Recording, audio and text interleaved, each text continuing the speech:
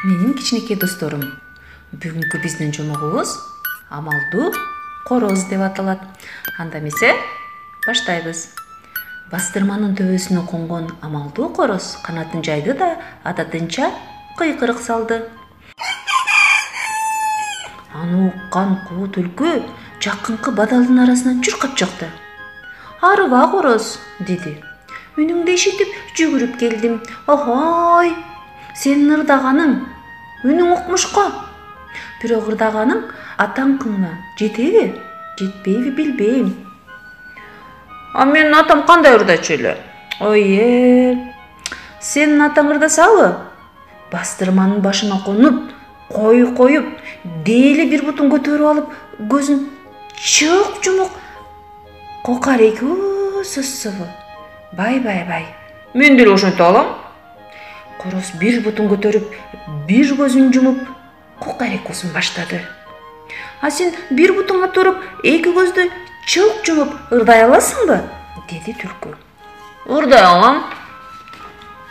Бирок короз эки көзүн жумары менен куу түлкү аны шап эле жетип кармады. Колтукка кысып, токойго алып жөнөдү. Эки колдо басып, жыгылып, анан аны жемей болду. "Эх", деди короз өкүнүчтүү. "Сенин энең мындай кылчу эмес." "Кандай кылчу эле?" деди түлкү.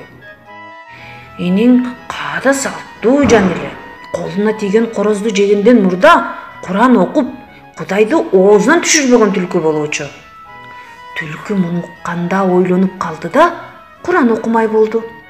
Күбүрөнүп Куран окуп, көзүн жумду да, эки колун батага жаймай болду. Амалдуу короз аны гана күтүп турган.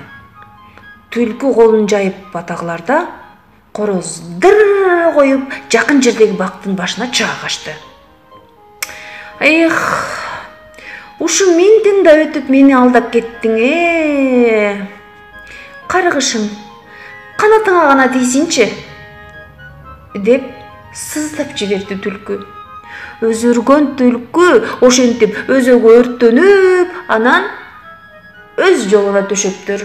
Амалдуу короз болсо, мындан кийин короз түлкүдөн сактанып калган экен. Ушуну менен достор, биздин бүгүнкү жомогубуз бүттү.